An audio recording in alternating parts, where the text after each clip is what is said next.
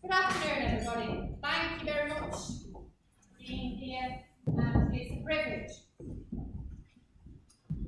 So, I want you to humour me, just for a minute. In your own space, I want you to imagine you have a loved one, you've had a meal with them, something goes wrong. Happens all the time in my house. And for whatever reason, it moves onto the street. It's not uncommon. And for whatever reason, police are called. And for whatever reason, the situation escalates and your loved one is taken away. Now you might think, this is never going to happen to me if it has never happened to you. You might think that this circumstance happens to other people. It's surprisingly common that someone's loved one who presents just a little bit differently than the majority gets taken away for no reason. Humour me a little longer. Think about your day today. Think about all those things that you have been able to do. And someone asked me something about what they would like to do today. Anything that is part of your normal life.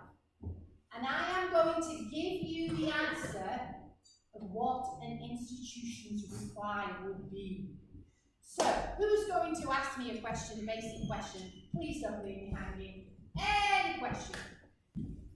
How about if it's swimming today? No, you can't, Natalie. Definitely not. That's far too risky. That's going to take far too many people to get you swimming safely, because you've got to stay safe. Any other question? I want to see my daughter. With your daughter? Oh, well, we'll have to do a risk assessment for that, and no, you can't. Yes. One more question, please. I will go for a sock to get something from my sock. Definitely not. Definitely not. Not unless it's been risk assessed to the point where you don't want to go there. And it's all a bit funny, but actually, it's not when it's your loved one. And I do appreciate that. I do try to create humour. But I know that if it was my loved one, it would not be funny. And my profession, it is knowing about the law. And I am blessed to be working for a charity called Civil Rights First, and we try to help people who ordinarily find it very, very difficult to navigate this very complex situation. And I'm not going to pretend that the law in relation to it is not complex, because it is. Okay? And I would like you to try and understand a little bit more about how it can happen to people. How can people who, I've heard it so many times today, this is a breach of their human rights. So how can that actually happen within the context of the law? And I'd like to open it up a little bit, if you could entertain me. So, detained and disabled. Let's explore it a little bit. From my experience, from my perspective of trying to help people. How do we move this on, please? So, this is what I'm going to do. First of all, a little bit of an introduction, talking about deprivation of liberty, giving you a little bit of time to ask something. Then I'm going to talk about deprivation of family life, and a little bit of time for you to talk, and then briefly my conclusions of working within this with families. Could you move it on again? Sorry, I'll just stop you here then. Oh, fantastic. So a little bit about civil rights first, quickly. This is our philosophy. To promote social justice to everyone in society through a valued, tailored advice and effective advocacy service. We are a company limited by guarantee. We have charitable status by the OSCR. We're licensed by the Financial Conduct Authority. We're a member of Advice UK. And we are specialist advisors on rights and equalities. So, an introduction to the law in this area. Okay? So it's governed not just by Scottish law, and forgive me if you know this already. The law in relation to these human rights is at its top, sits within Europe, and is governed by the Convention of Human Rights. The UK then, and within Westminster, which governs us all in relation to human rights, you have the Human Rights Act. You also, and that's very much forgotten in these circumstances, have the Equality Act of 2010. And finally, at the bottom of that hierarchy, and this is where most of your loved ones and the people who you are associated with get the justification from, and it is within Scots law. And it is the Mental Health and Care and Treatment Scotland Act of 2003, which was then amended in 2015 by the Mental Health Scotland Act. So, the law in human rights and deprivation of liberty. How can this happen? What is it that they do with the law which justifies them keeping your loved ones detained? And there is a piece of case law that is actually an English case, Cheshire West, which gives us some clues into what's going on here that I want to share with you. How can they, because of Article 8 and the right to liberty and security, deprive your loved ones? How do they manage it? Well, I want to tell you a little bit about the caveat that they have at their disposal. Because there is certain cases where they can lawfully detain, and that's how they manage it. And it is within Article 5, the exception is E.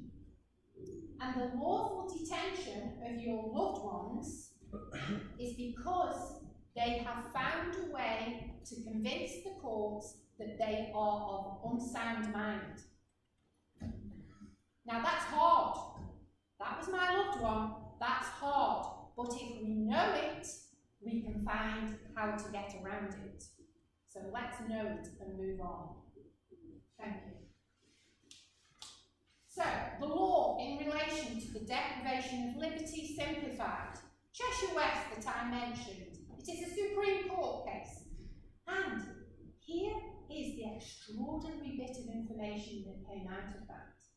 There is a very low bar for people who are autistic and disabled for the courts to say, no, you are not breaching their human rights. Now, isn't that amazing when we're hearing of all these breaches?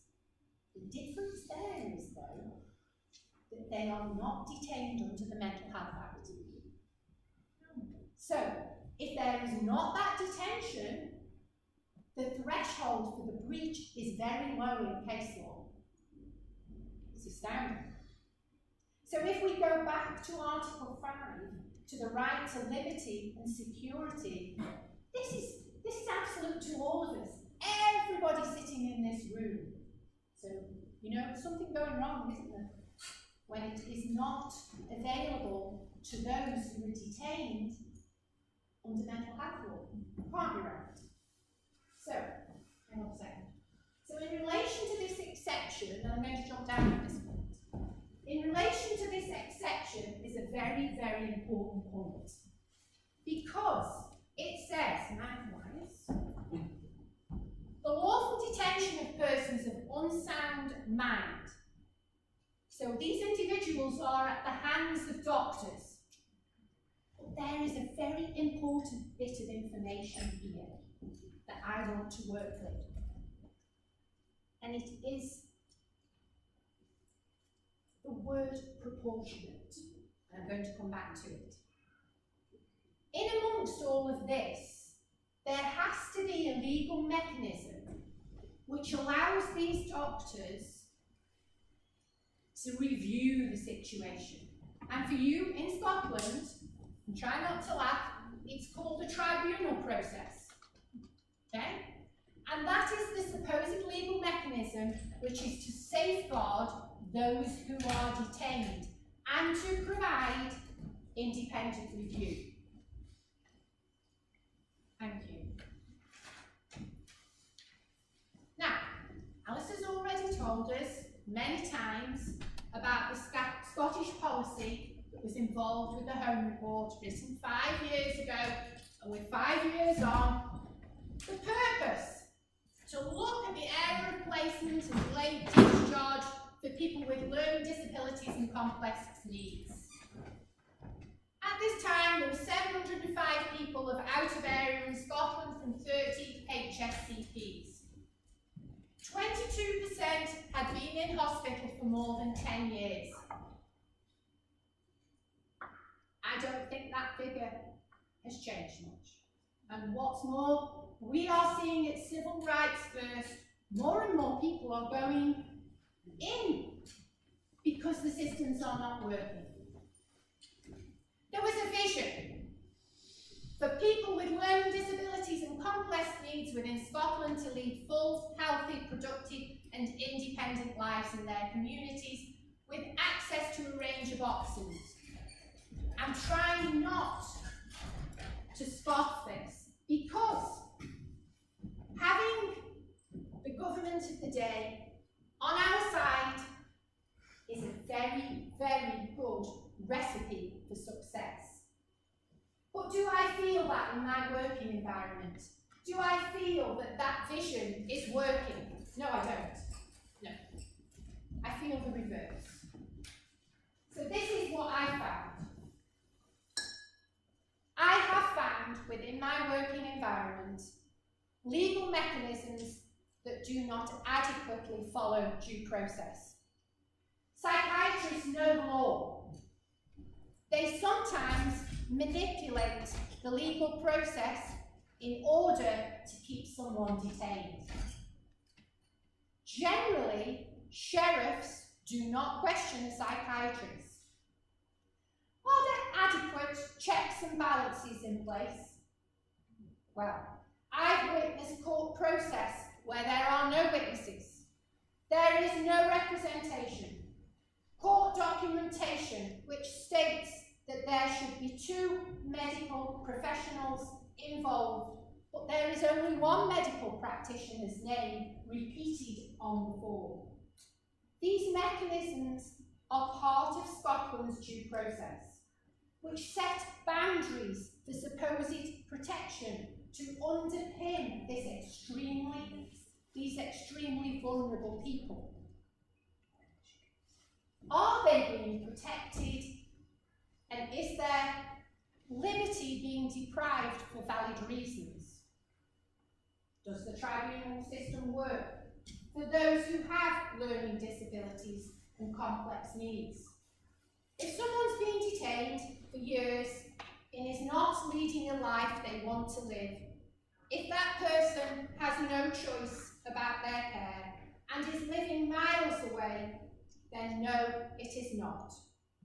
It does not work for individuals who appear to be lawfully detained and yet years later, tribunal after tribunal, they remain detained with no private and family life and no appropriate mechanism to move on. Does anyone have any questions? Yes, in Scotland you only need 1 medical person. You put on the slide that you need 2. Well, that's what the documentation says, and I think often there is only one medical person. However, if we're talking about checks and balances, and if we're talking about a due process that should protect that individual, and if the documentation says that there should be a balance there, my feeling is that we should question it. Should there be two people? Should we be doing something about this due process? Well, the actual act says only one person, not a doctor, just one person. That's social worker, anyone that works for the NHS thinks it likely that you're ill, you can be detained. That's the law. But is it working?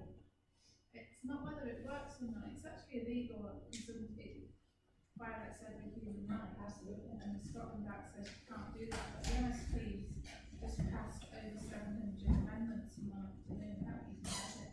I Passed it in a rush. don't believe that just having one medical person there and having a sheriff there is adequate as an adequate check That's and the law. balance. Yeah, I totally agree with you. But it's an not illegal act. it's not due process. Because, for instance, if someone was a criminal and they were in a similar situation and they were going to court, there would have to be more checks and balances. Yeah. They would have to have representation. They would have to have witnesses. But this situation doesn't call for that. So it is within the Scottish process that exists. And I'm not disagreeing with you, but I feel that it needs challenging and it needs change. Well, who can do that? It's too complicated for the MSPs. No one else can change the act. Well, with all due respect, that is a perspective that you can hold, but it is not. Mr. Dalrymple very eloquently said, it is us as citizens, you know? It is Well, I've done us my as... best, but you can't. My husband is going to court in February because he's threatening. And all he's done is doing what I'm doing here. He's gone to a councillor and asked, why can't he be on the Carers Parliament, where he's supposed to be elected, and they won't allow him. And they've put themselves there, and they said he was threatening, and he wasn't threatening at all. No. Unless you call what I'm doing to you, threatening. That's all he did, but he's going to court. We spent £6,000, he's not allowed to represent himself. We've already spent 24 grand on getting me out. But that was a We've no success. human rights, and the Yeah. whole thing is illegal. Yeah, It's too complicated, the MSPs to understand, and no one else can change it. well, So it's the Emperor's new clothes, as the guy said. with all due respect, I am committed to making some more steps to change and allowing people to have the right to freedom.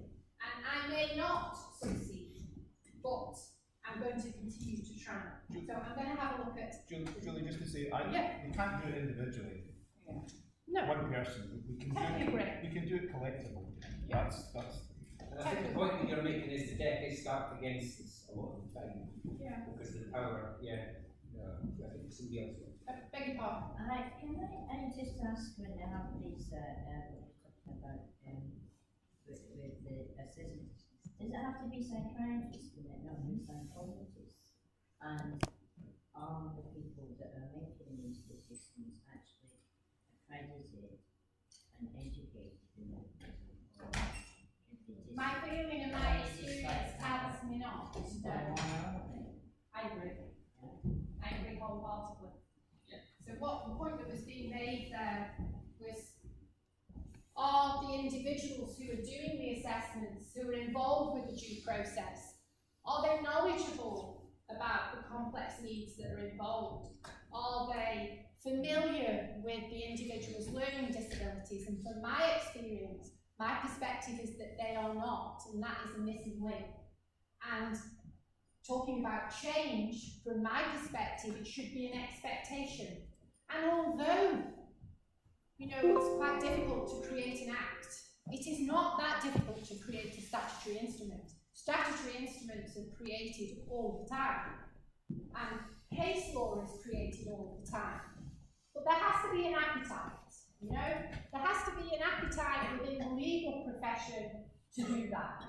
And I'm seeking people who will support me to take it on. So let's move on. So, deprivation of access to family and private life. There's another bit of case law here, and that's Sheffield City Council. And you know, I'm English. I'm not making an apology for it, but I recognise that much of this case law, and you know, it's happening down south.